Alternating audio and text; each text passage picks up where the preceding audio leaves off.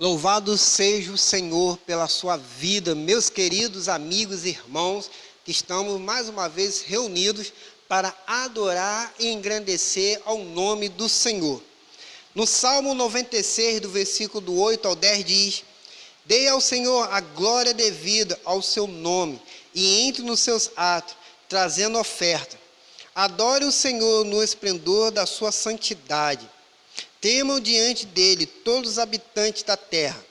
Digam entre as nações: o Senhor reina, e por isso firme está o mundo e não se abalará.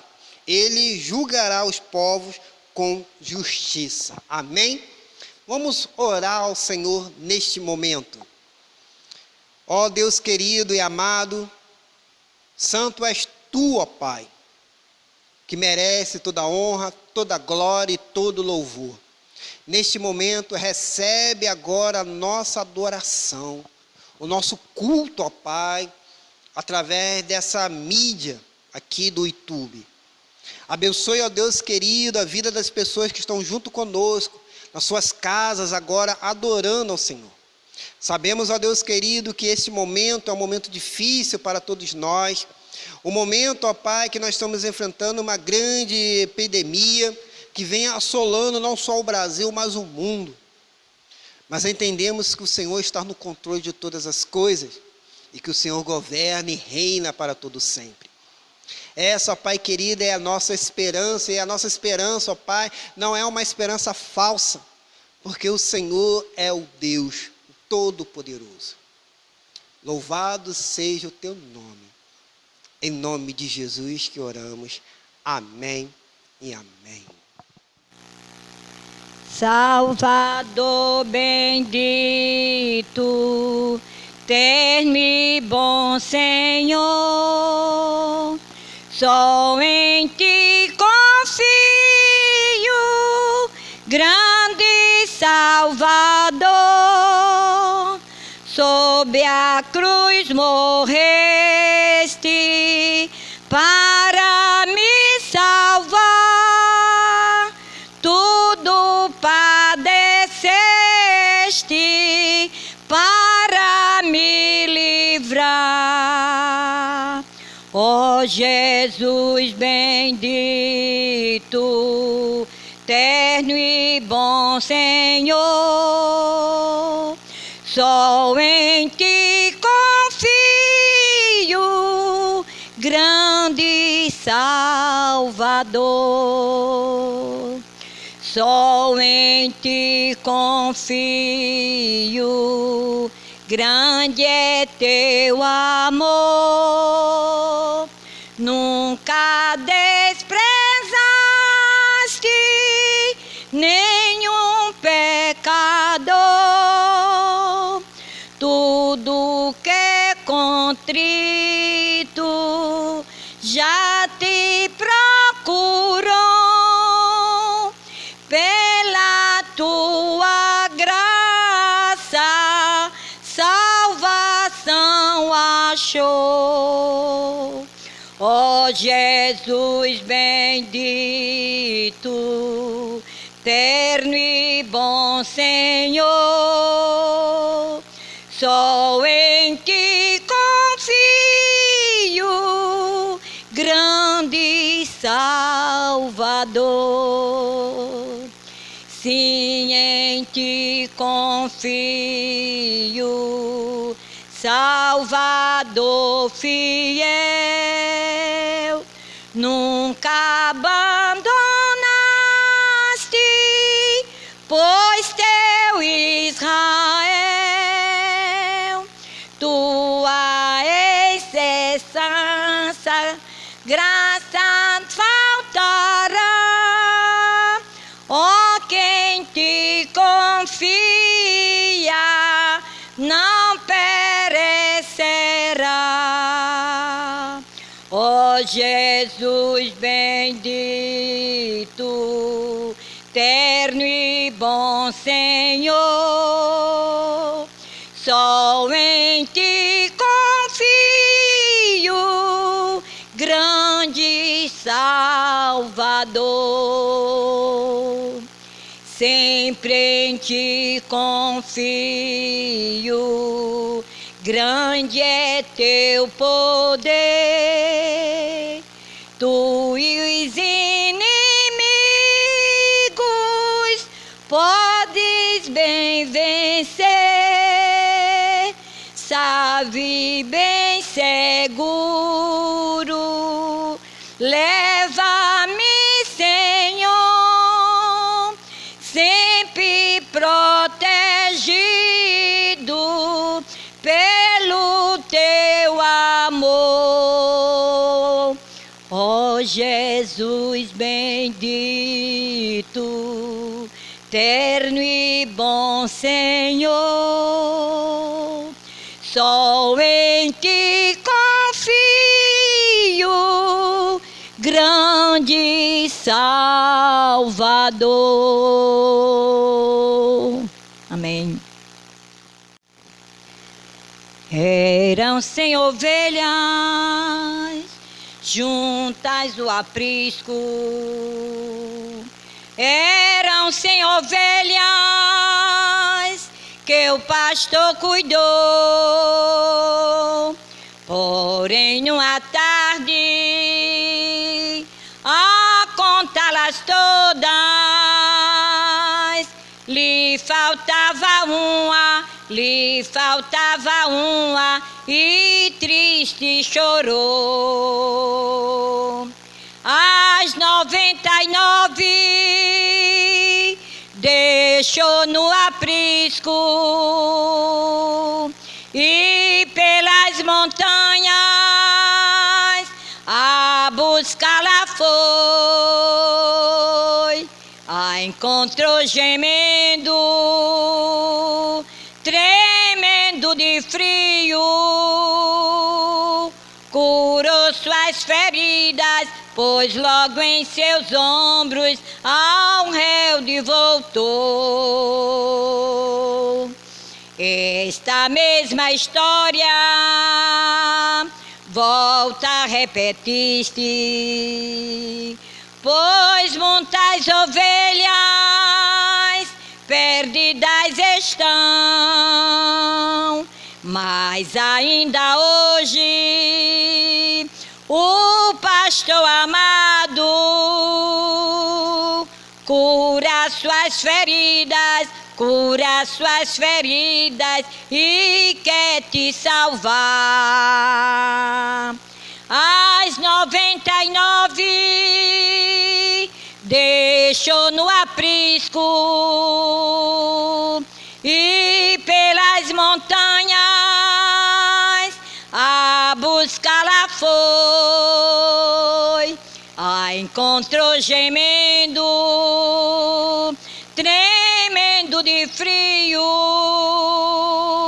curou suas feridas, pois logo em seus ombros ao réu voltou. Curou suas feridas, pois logo em seus ombros e ao réu voltou. Amém. Meus queridos, eu quero trazer uma meditação da palavra de Deus, uma série de mensagens pensando sobre o estilo de vida de um servo de Cristo.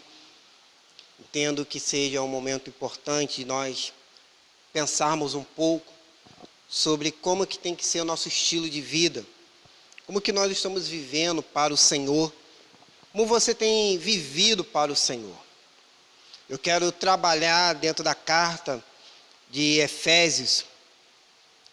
A carta de Efésios ela é muito importante, muito boa para isso. A primeira parte dessa carta, ela trabalha a questão doutrinária, e a segunda, ela trabalha a questão de exortação para a igreja. E essas duas partes, elas estão interligadas, que na primeira podemos encontrar as grandes realidades da graça de Deus, e da segunda, um manual de teologia prática. Podemos aqui ver que o autor nada mais é do que o apóstolo Paulo, e ele escreve essa carta quando ele estava preso lá em Roma, dentro do ano 60 ao 64 depois de Cristo, juntamente com a carta de Filemão e Colossenses, e os trechos que nós queremos trabalhar e trazer uma lição para a sua vida espiritual, para a minha vida espiritual, é a partir do capítulo 4, do verso 17 até o capítulo 6. Mas nós vamos trabalhar apenas pequenos trechos. Espero que você então acompanhe essa série de mensagens. Toda quarta-feira estaremos disponibilizando para que possamos ter um estilo de vida que agrade ao Senhor, um estilo de vida de nós cristãos vivendo para a glória do Senhor. É em cima disso que nós precisamos pensar. E hoje eu quero pensar aqui, não imita o estilo de vida dos que não tenha Jesus ou não tenha Cristo.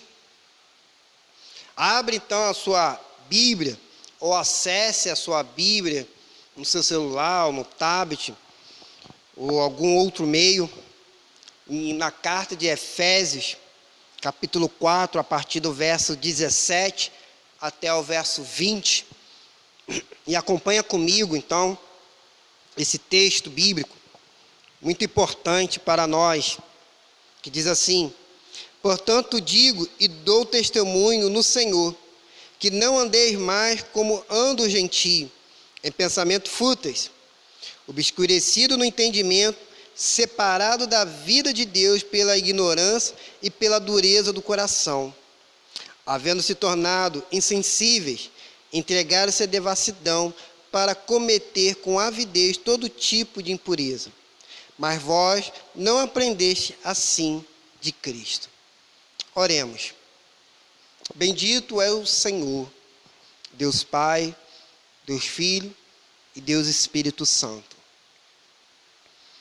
Queremos nessa hora entregar a nossa vida, entregar ao Pai querido agora essa meditação, para que o Senhor fale conosco e nos ensine a sermos praticantes da Tua Palavra. Este é o maior desafio que nós temos, de vivermos a Tua Palavra. Não apenas ouvi-la, ó Pai, mas colocá-la em prática. Em nome de Jesus que eu oro. Amém, Senhor. Quando nós recebemos o Senhor Jesus Cristo como Salvador das nossas vidas, algo novo processa então em nós. Uma das características da verdadeira fé é que somos transformados pelo Espírito Santo. Você então foi transformado pelo Espírito Santo, caso você tenha aberto o seu coração para Jesus Cristo entrar. Algo novo então acontece. Você agora é uma nova criatura, você nasceu de novo. Como Jesus diz para Nicodemos, é necessário você nascer de novo. Não basta apenas nós crermos em Jesus e dizer: olha, Jesus, eu creio em Ti. Eu sei que o Senhor é Filho de Deus, mas é necessário também uma entrega total. E quando isso acontece, há então uma transformação de vida. E essa transformação ela tem que ser então constatada pelas pessoas que estão ao nosso redor. É disso que o apóstolo Paulo está falando nessa carta de Efésios que nós estamos aqui estudando. Se você é servo de Jesus, então você teve uma mudança na sua maneira de viver. É em cima disso que nós queremos trabalhar. Não imitar o estilo de vida de pessoas que não têm Jesus. Infelizmente, muitos crentes têm imitado vida de pessoas que não são de Jesus Cristo, recebido até conselhos e seguido esses conselhos. Mas nós precisamos seguir os conselhos que são bíblicos e uma mudança de vida. Mas que mudanças, então, são essas? Que transformações são essas? A primeira coisa que eu quero ver aqui nesse texto é mudança de mente. Olha só no versículo 17. Mantenha lá a sua Bíblia aí aberta ou acessada para acompanhar, então, o texto bíblico, esse estudo que nós estamos fazendo. Portanto, digo e dou testemunho no Senhor, que não andeis mais como anda o gentio em pensamento fúteis. O apóstolo Paulo afirma que uma das características do estilo de vida daqueles que não têm compromisso pessoal com Jesus é pensamento fúteis. Em outras traduções pode estar vaidade do seu sentido. Mas o que isso quer dizer? O apóstolo Paulo aqui ele usa a palavra em grego como pensamento nous, que por tradução pode ser intelecto, mente ou entendimento, como sede de emoções, de sentimento, modo de pensar, de sentir, disposição, inclinação moral. Quando estamos distantes de Deus, a nossa vida é dirigida por motivações que não fazem sentido nenhum para a vida eterna, para a luz da eternidade. E essa atitude é vazia, é fútil, não permite que tenhamos então uma sensação de Deus no sentido eterno. Por isso que ele diz no finalzinho desse versículo 17, pensamento fúteis. E como tem gente que tem esse tipo de pensamento fúteis? Basta você ler a carta de Eclesiastes, ou o livro de Eclesiastes, e você lá vai perceber, logo no capítulo 1 diz que vaidade é vaidade, tudo é vaidade. O autor, então, ele vai transcorrer qual é o sentido da vida. Mas se você serve a Jesus, isso tem que ser diferente. A nossa vida não pode ser mais com pensamentos fúteis. É necessário que haja um novo sentido de vida, uma nova maneira de viver, um novo propósito maior de realização para a nossa vida.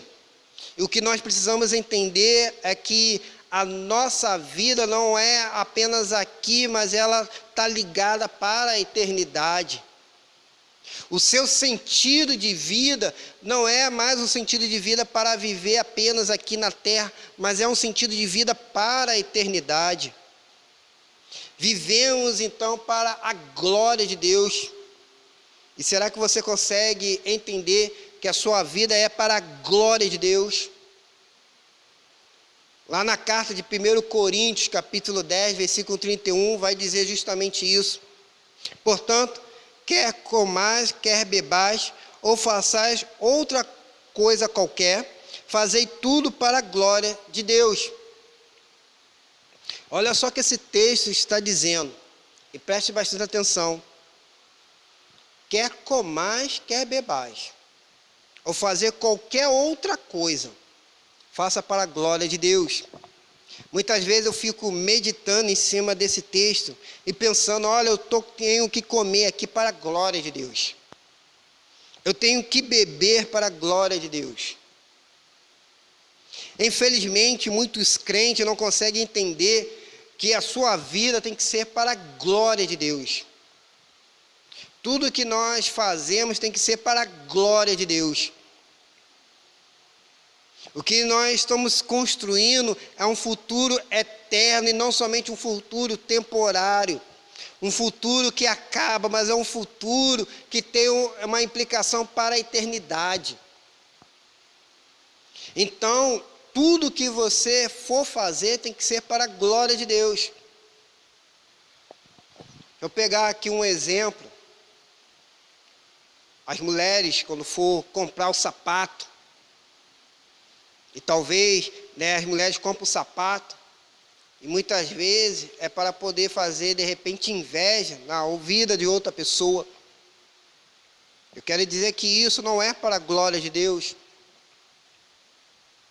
Uma vez, uma psicóloga estava lá na nossa igreja, e ela compartilhou conosco que alguém no culto, no meio do culto, postou uma foto do seu sapato. Bateu lá a foto do seu sapato e postou no Facebook. Olha só como é que nós estamos vivendo. Às vezes nós estamos postando coisas para a nossa própria glória, para a nossa própria vaidade, e não para a glória de Deus.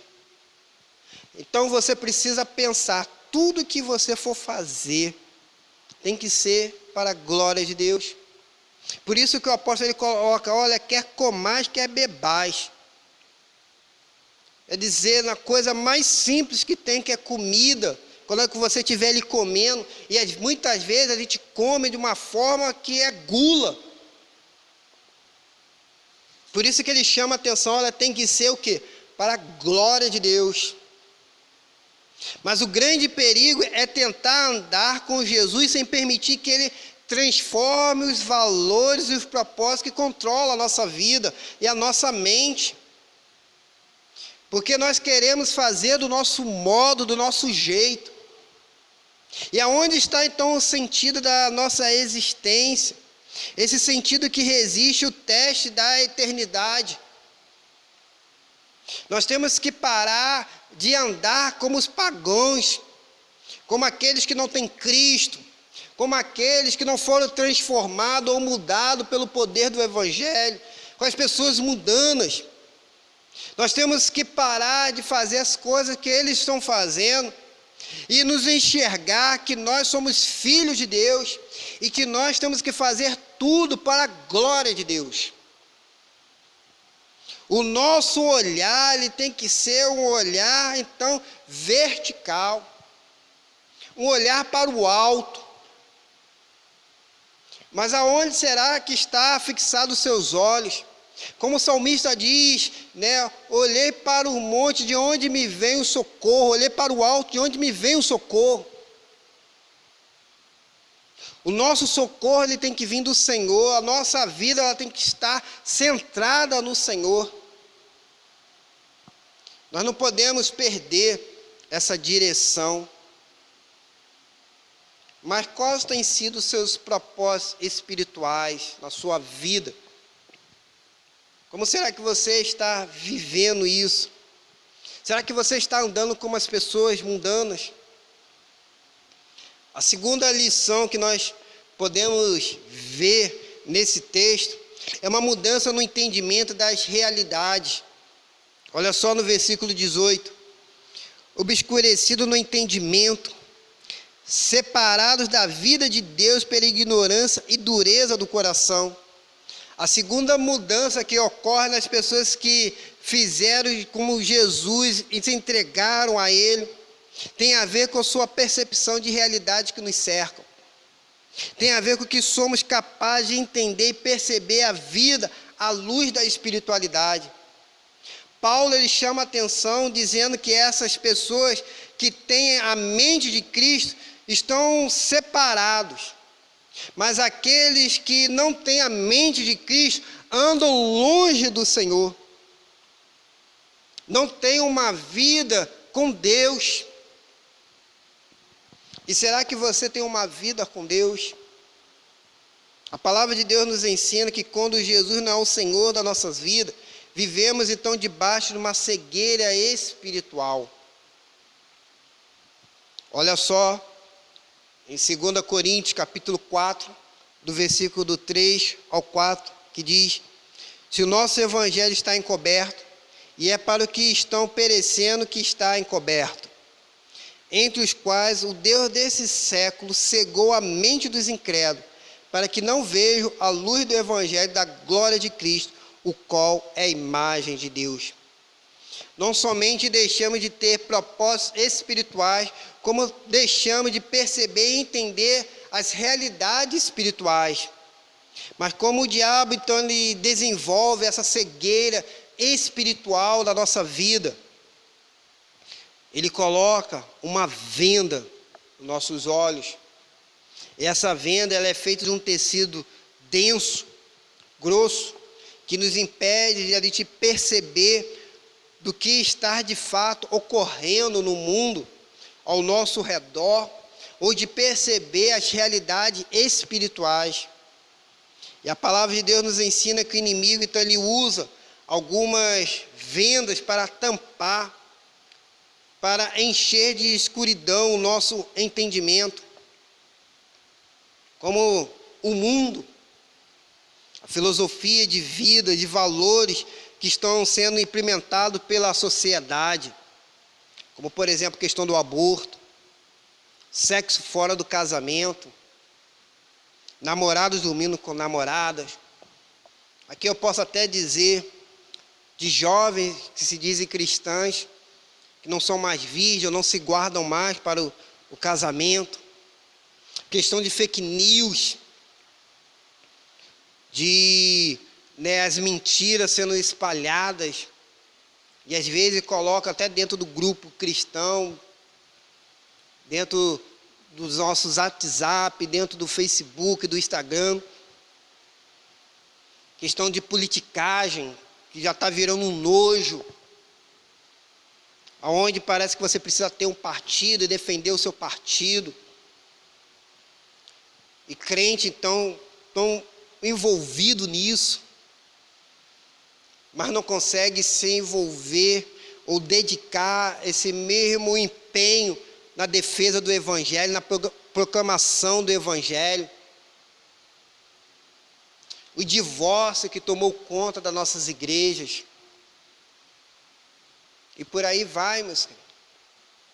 O mundo que entrou dentro da igreja. E que vivemos, então, conforme o mundo lá fora vive. Pessoas que não acreditam mais no poder da oração. E nós vamos poder ver, nós temos visto isso. Quantas pessoas vêm aos cultos de oração? Quantas pessoas têm, então, colocado as suas vidas, orando ao Senhor? Uma certa vez, uma igreja, ela começou a orar, porque do lado da igreja tinha um centro de macumba. E ela orava para que aquele centro de macumba fechasse. Um certo dia, caiu então um raio e destruiu aquele centro de macumba. E aquele centro de macumba, então, processou a igreja. Entrou com um processo contra a igreja. E a igreja, na sua defesa, disse que aquilo era um ato da natureza, porque foi um raio que caiu. E o juiz, então, escreveu na sentença, dizendo, vai ser bem interessante o julgamento, onde o centro de macumba diz que acredita no poder da oração, e a igreja dizendo que não acredita no poder da oração. Será então um julgamento bem interessante. Quantas pessoas não acreditam mais no poder da oração, porque o mundo já tomou conta. Jesus, ele chama a atenção de Pedro, quando Jesus está dizendo que ele precisava ir para a cruz, ele precisava morrer. E Pedro, então, repreende Jesus, diz, não, Jesus, nada disso vai acontecer, porque eu não vou deixar, eu vou estar contigo. Jesus repreende Pedro nessa fala, dizendo, Pedro, você está falando apenas o que os homens pensam, mas não aquilo que Deus pensa. Os nossos pensamentos têm que ser os pensamentos de Deus, e não o pensamento desse mundo. Mas o pior de tudo é que nós estamos acostumados com essas filosofias que nos cercam, e nem percebemos que já somos influenciados por ela. Não enxergamos o perigo que corremos quando estamos construindo essas desgraças. Nos tornamos, então, mudando no pensar e no agir. Deixamos de implementar os valores do reino nesta terra para reproduzir o reino de Deus. Seja na nossa vida, no nosso lar, na educação dos nossos filhos, no namoro, nos lugares que frequentamos, nos nossos negócios. Deixamos os valores do mundo nos dominar. A carne, uma outra maneira de Satanás nos cegar, através do que a Bíblia chama, quais são os desejos carnais, os impulsos humanos, os desejos ardentes que controlam então o nosso agir. E o apóstolo João, ele vai descrever esses desejos ardentes da seguinte forma, lá em 1 João capítulo 2, versículo 15 ao 17. 1 João capítulo 2, versículo 15 ao 17, que diz: não ameis o mundo, nem o que nele há. Se alguém ama o mundo, o amor do Pai não está nele. Porque tudo o que há no mundo, o desejo da carne, o desejo dos olhos e o orgulho dos bens, não vem do Pai, mas sim do mundo. Ora, o mundo passa bem com seus desejos, mas aquele que faz a vontade de Deus permanece para sempre. João está dizendo aqui: desejo de sentir, desejo de ter, desejo de ser. Quando os nossos desejos de sentir, de ter, de ser, não são então controlados pelo Senhor, então nós ficamos cegos. Espiritualmente falando, deixamos então de perceber as realidades espirituais que estão em nossa volta. Deixamos até de ouvir a voz de Deus e de ter comunhão com Deus. Mas o diabo, uma outra maneira então de cegar o nosso entendimento é quando o próprio inimigo obstrui então o nosso entendimento. Ele mesmo então passa a ser a venda, a barreira. E nós nos deixamos então ele conduzir a nossa vida. O que o apóstolo Paulo ele coloca aqui a dizer é que nós estamos deixando então que a nossa vida seja conduzida por esses desejos desse mundo. Olha só em Efésios capítulo 2, versículo do 1 ao 5. Ele nos deu vida, estando vós mortos nas vossas transgressões e pecado, nos quais andaste no passado no caminho deste mundo, segundo o príncipe do poderio do ar, do espírito que agora age nos filhos da desobediência. Olha, preste atenção. Entre os quais todos nós também antes andamos segundo os desejos carnais, fazendo a vontade da carne e da mente, e éramos por natureza filhos da ira, assim como os demais. Mas Deus, que é rico em misericórdia, pelo imenso amor com que nos amou, estando nós ainda mortos em nossos pecados, deu-nos vida juntamente com Cristo, pela graça sois salvos.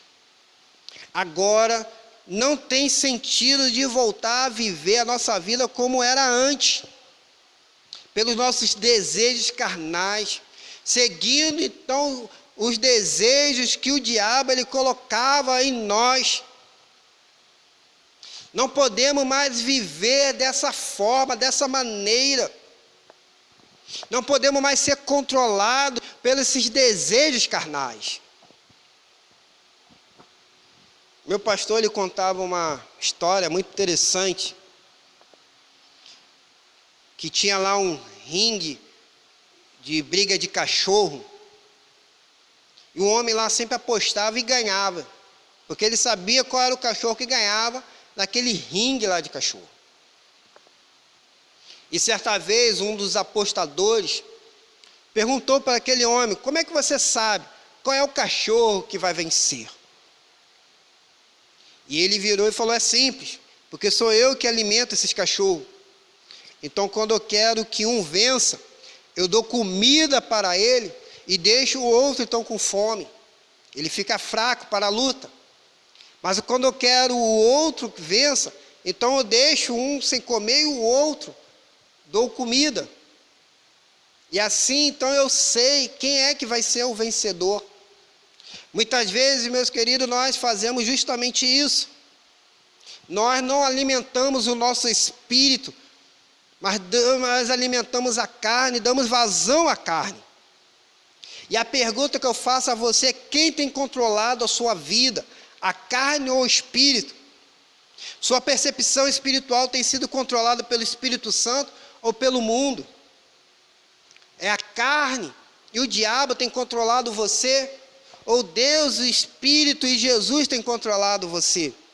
Quem tem sido o Senhor dos seus sonhos, dos seus desejos? Qual é o seu sentido de vida? Porque andar com Jesus é ter uma vida nova, é nascer de novo, é ter uma nova natureza. Ou será que o seu entendimento está escuro? Mas tem uma terceira lição que nós podemos aprender aqui nesse texto, que é uma mudança no relacionamento com Deus. Olha só no versículo 18. Obscurecido no entendimento, separado da vida de Deus pela ignorância da dureza de coração. Se antes nós estávamos separados de Deus, se antes nós estávamos sem comunhão espiritual, porque isso acontecia por duas coisas: ignorância e dureza de coração. A ignorância é a cegueira que nos impede de conhecer o amor, o propósito e o poder de Deus. E a dureza de coração é quando vemos então, ou quando resistimos à vontade de Deus. Quando nós estamos resistindo a essa vontade, não deixamos então que a vontade de Deus venha sobre nós. E a pior coisa que tem é quando a nossa dureza de coração, ela impede a vontade de Deus sobre as nossas vidas. Isso meus queridos, que tem acontecido na vida de muitos crentes. Muitos crentes têm vindo para a igreja, participado dos cultos, ouvido então a mensagem do Senhor, mas o seu coração está duro e fechado. E talvez você que está me ouvindo está com o seu coração duro e fechado, não quer ter uma transformação e uma mudança, quer continuar nesses desejos carnais, longe então da presença do Senhor. Mas para aqueles que experimentaram, precisa ter agora uma nova vida, um novo nascimento. Sabe qual é o cúmulo da dureza do coração? É quando não deixamos ser transformados. Todos os dias eu peço ao Senhor, nas minhas orações diárias: Senhor, transforme a minha vida. Foi até o tema da nossa campanha do mês da família: Jesus, transforme a minha família. E o pastor Samitip trabalhou justamente isso: Senhor, transforme a minha vida, para que a minha família possa ser transformada. A Bíblia diz que essa dureza de coração é uma rebeldia deliberada. Quantos são os servos do Senhor que um dia experimentaram a graça de Deus, mas prefere viver ainda como incrédulo, como mundano, como pagão, copia os seus desejos, estão afastados da palavra de Deus, não querem viver uma vida com o Senhor. Será que você não concorda comigo que isso é uma grande loucura? Conhecem, creem na verdade, mas abandonaram. Em Hebreus capítulo 10, ele chama a atenção para isso, para esse tipo de pessoas que começam essa tal loucura. Essas pessoas que conheceram a graça de Deus, mas que não querem ser abençoados pelo Senhor, não querem ter uma vida transformada. Ele vai dizer que essas pessoas são indesculpáveis. E que o sacrifício de Jesus deixa então de ter um sentido para essas vidas. Olha só em Hebreus capítulo 10, eu vou ler apenas o versículo 26 e 27. Se continuarmos intencionalmente no pecado, depois de receber o pleno conhecimento da verdade, já não resta mais sacrifício pelos pecados, mas uma terrível expectativa de juízo e um fogo ardente que destruirá os adversários. Eu quero dizer para você: não brinque com Deus. Lembre-se que aconteceu com o rei Belsazar, lá no livro de Daniel. Não brinque com o Senhor. Se você já teve a sua vida sendo entregue para o Senhor Jesus Cristo, tenha então um estilo de vida que agrade ao Senhor. Mas a quarta e última lição que nós podemos tirar aqui desse texto é uma mudança então nas atitudes. Do versículo 19, versículo 20. Havendo se tornado insensíveis e entregaram-se à devassidão, para cometer com avidez todo tipo de impureza. mas vós não aprendeste assim de Cristo. Essa atitude mental conduzia a um estilo de vida que representava a insensibilidade para com a palavra, propósito e santidade de Deus. A Bíblia, na linguagem de hoje, ela vai caracterizar esse estilo de vida nos seguintes termos: eles perderam toda a vergonha e se entregaram totalmente aos vícios. Eles não têm nenhum controle e fazem todo tipo de coisas indecentes. Mas não foi essa maneira de viver que vocês aprenderam como seguidores de Cristo. Olha só o que esse texto está dizendo. As pessoas mundanas, as pessoas que não têm Cristo, elas não têm vergonha nenhuma de viver nos seus vícios, não têm vergonha nenhuma de viverem no controle carnais, todo tipo de coisa indecente. Mas o versículo 20 diz: mas essa maneira de viver que vocês aprenderam como seguidores, mas essa não é a maneira de viver que vocês aprenderam como seguidores de Cristo. Essa não é a maneira. Essa não é a forma. Essa não é o jeito. Não é isso que vocês estão aprendendo com Cristo. O que vocês estão aprendendo com Cristo é: deixe o Espírito Santo controlar a vida de vocês.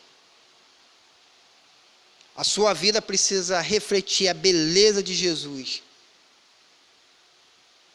A sua vida precisa ter um estilo de vida que revele a glória do Senhor. Mas quem tem controlado o seu coração? Será que Jesus realmente transformou as suas atitudes? Jesus realmente libertou você? Será que você pode então caminhar como Jesus caminhou e não caminhar como o mundo caminha? Tem um livro com um título muito importante e que cabe aqui a gente citar, que é Em Seus Passos, o que faria um Jesus? Será que Jesus, nos seus passos, faria a mesma coisa que você está fazendo? Será que Jesus, ele olha para você e fala que tem orgulho? Eu particularmente gosto muito do texto lá de Jó, capítulo 1, quando as pessoas vão lá adorar, os filhos de Deus vão então adorar o Senhor, e o diabo também aparece. Deus olha então para a terra e fala com Satanás: Satanás, vê lá aquele meu servo, íntegro, reto, e que se desvia do mal. Deus dá um testemunho fantástico sobre a vida de Jó. E a pergunta que eu faço: qual o testemunho que Deus tem sobre a sua vida? Sobre o seu estilo de vida? Quem tem controlado você? Será que realmente Jesus, ele tem sido o seu Senhor, o seu dono? Nós cantamos aquele hino, né? Jesus, tu és o meu Senhor, tu és meu mestre. Mas muitas vezes, ele na prática não é o Senhor. Muitas vezes nós postamos coisas no Facebook, compartilhamos coisas no WhatsApp, que não agrada ao Senhor. Muitas vezes nós falamos coisas que não agradam ao Senhor. Muitas vezes nós agimos como pessoas mundanas e não como servo do Senhor. Por isso o apóstolo Paulo está chamando a atenção da igreja para esse sentido.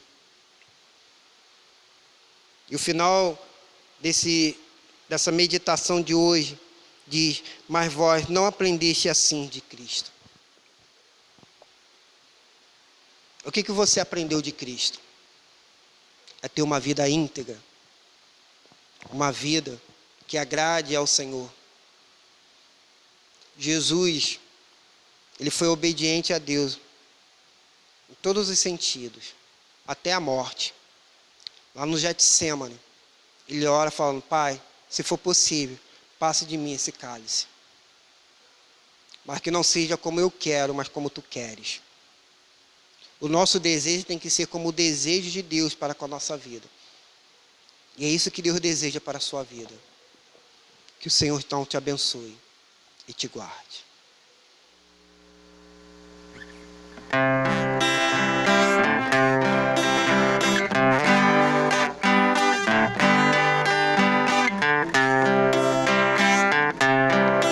A minha alma estava longe do caminho do céu.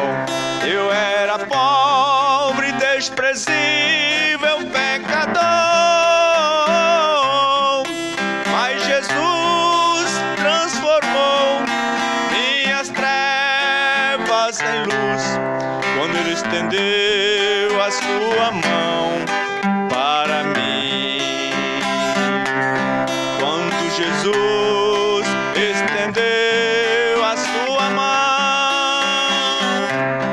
quando Ele estendeu a sua mão para mim, eu era pobre, perdido, sem Deus, sem Jesus. Quando Ele estendeu a sua mão para mim,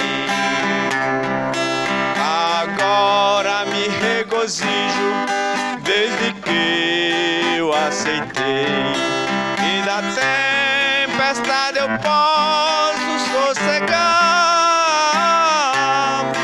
pois com Ele estou liberto do caminho do mal. Quando Ele estendeu a sua mão para mim, quando Jesus estendeu a sua mão, quando Ele estendeu a sua mão para mim, eu era pobre, perdido, sem Deus, sem Jesus. Quando Ele estendeu a sua mão para mim, quando Jesus estendeu a sua mão, quando Ele estendeu a sua mão para mim, eu era pobre, perdido, sem Deus, sem Jesus. Quando Ele estendeu a sua mão para mim. Glória a Deus, aleluia.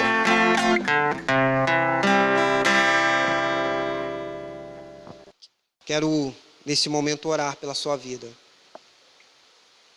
Orar com você. Pedindo ao Senhor que transforme a sua vida. Feche os seus olhos agora. E abra o seu coração para que o Senhor então transforme a sua vida. Bendito és tu, ó Deus Todo-Poderoso, que vive para todo sempre. Neste momento eu quero dizer que não há nenhum outro Deus além de ti. E eu quero, neste momento, orar pela vida dessas pessoas que estão agora junto comigo orando. Pessoas que precisam ser transformadas, mudadas no seu agir, no seu modo de viver, na sua mentalidade. E eu quero, ó Pai, entregar nas tuas mãos. Ó Deus Santo e Poderoso, opera poderosamente e transforma essas vidas. Transforme, ó Pai, essas pessoas. E não deixe que elas ajam do mesmo jeito. E continuem vivendo como as pessoas que ainda não conheceram a Ti vivem. Não deixe que nós possamos ser como pessoas pagãs, mundanas, pessoas que ainda não conheceram o amor de Cristo, ou que têm o coração até duro e quebranta, ó Pai, o nosso coração. E que o nosso coração possa ter um coração quebrantado. Um coração, ó Pai, que honre a Ti. E que o Senhor possa ter um bom testemunho das nossas vidas, ó Pai. É o que nós te pedimos em nome de Jesus. Amém e amém. Eu quero aqui louvar a Deus pela sua vida. Você que está nos acompanhando através desse canal. Quero pedir a você que se inscreva aí no nosso canal. Que você possa, então, estar curtindo o nosso canal. É muito importante isso para nós. Estamos chegando já a quase a 100 inscritos. Eu queria pedir a sua ajuda para que possamos atingir essa meta e ultrapassar essa meta. Gostaria que você compartilhasse e pedisse às pessoas, né, a sua família, os seus amigos, que se inscrevessem no nosso canal, que pedisse também às outras pessoas para que possam também se inscrever no nosso canal. É muito importante isso, porque nos ajuda dentro do Facebook, dentro do YouTube, melhor dizendo, desculpa, para que possamos ter mais acesso a outros recursos. Isso é importante para nós, então nos ajude nesse sentido. Então peça aos seus amigos que se inscrevam aí. Quero louvar a Deus mais uma vez pela sua vida, que Deus te abençoe, que Deus te guarde, que o Senhor esteja conduzindo a sua vida. Feche os seus olhos para receber as bênçãos finais. Que o amor de Deus Pai, a graça e a graça maravilhosa do Senhor e Salvador Jesus Cristo, e a consolação do Espírito Santo esteja sobre a sua vida, por onde você for. E que o povo de Deus diga amém e amém. Que Deus abençoe.